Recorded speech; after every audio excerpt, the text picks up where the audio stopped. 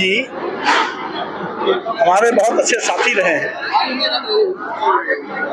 और जिसमें अयोध्या में राम मंदिर पर घटना घटी थी, वहां पर बिना किसी न्यायपालिका के निर्देश के, बिना किसी प्रशासनिक आदेश के बड़े पैमाने पर अराजक तत्वों ने जो तोड़फोड़ की थी, तत्कालीन सरकार ने संविधान की रक्षा के लिए, कानून की रक्षा के लिए, अमन चैन कायम रखने के लिए उस समय जो गोली चलवाई थी, वो सरकार का अपना कर्तव्य था।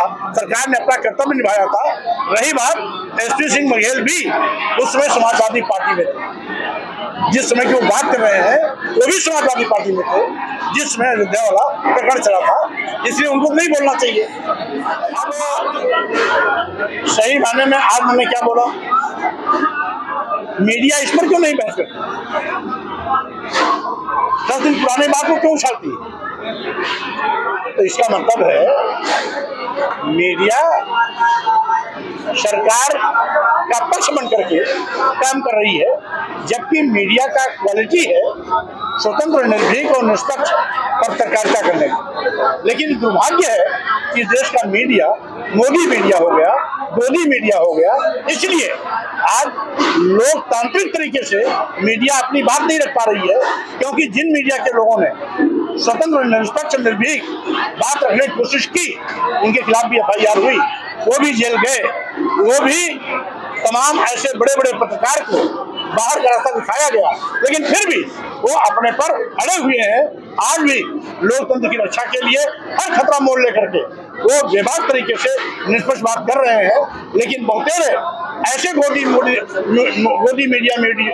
मीडिया वो सरकार के इशारे पर बात करते हैं। तो स्वाभाविक रूप से हमें भी दुख होता है कि जिन ज्वलंत मुद्दों पर हम बात करते हैं, उन मुद्दों को तरजीह न दे करके पुराने गड़े मुद्दे उठाने की कोशिश करते हैं। एक बार इंडिया देखिए, ये विपक्ष के सारे राष्ट्रीय पार्टी के नेताओं की जिम्मेदारी, राष्ट्रीय अध्यक्षों की जिम्मेदारी है कि इंडिया गठबंधन किस रूप में होना चाहिए, और जिसको भी इंडिया गठबंधन में आना था तो वे सब आ भी गए हैं।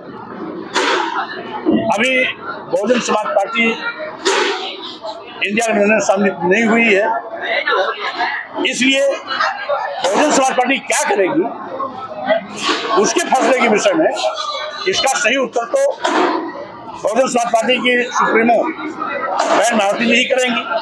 उस पर हम कुछ टिप्पणी न नकारात्मक कर सकते हैं न सकारात्मक। इस प्रकार के बयानों को मैं पूरी तरह से नकारता हूँ, धिक्कारता हूँ। और ऐसे समय में जब रामलला का भव्य मंदिर बनकर के तैयार हो गया है और 22 जनवरी को जिस मंदिर के लिए 500 साल लड़ाई हुई है, और स्वतंत्र भारत के इतिहास में भी 1949 से ही आंदोलन शुरू हो गया था, और रामलला ताले में बंद थे, उनको बाहर निकाल करके रामलला का भव्य मंदिर बनाने का अनेक अवसर आया था। और ऐसे समय में इस प्रकार के बयान को देना, मतलब श्री अखिलेश यादव जी का निश्चित तौर से यह बहुत, मैं इसके लिए उनकी निंदा भी करता हूं, क्योंकि जो बोलते हैं उनके कोई भी नेता, वह श्री अखिलेश यादव जी का लिखा हुआ केवल पढ़ते हैं, रट्टू तोता हैं, एक शब्द कम ज़्यादा नहीं बोल सकते, ये बुलवाया जाता है इसलिए बोले। स्वामी प्रसाद मौर्य आखिर ऐसे बयान क्यों दे रहे हैं, उन पर कार्रवाई क्यों नहीं होती? इसलिए कि आप सवाल पूछ करके उनको महत्व दे रहे हैं, इसलिए वो बयान देते हैं। अच्छा, इमरान मसूद जी ने कहा है कि मंदिर जाने के लिए निमंत्रण की ज़रूरत नहीं होती, निमंत्रण कौन दे रहा है? कांग्रेस के नेता हैं इमरान मसूद। नहीं, देखिए, मैंने ये कहा है कि इस देश के चाहे हिंदू हो, चाहे मुसलमान हो, चाहे ईसाई हो, चाहे कोई अन्य हो, भगवान श्री राम, जो हम तो भगवान मानते हैं और भगवान के रूप में उनकी पूजा करते हैं, हमारे जैसे कोटि कोटि राम भक्त उनको भगवान मानते हैं। जो भगवान नहीं मानते हैं उनके भी पूर्वज भगवान श्री राम हैं, और इसलिए श्री राम जन्मभूमि पर जब प्राण प्रतिष्ठा समारोह होगा, उस उत्सव का हिस्सा समस्त प्रदेशवासियों को, देशवासियों को बनना चाहिए। सर, एक सवाल ये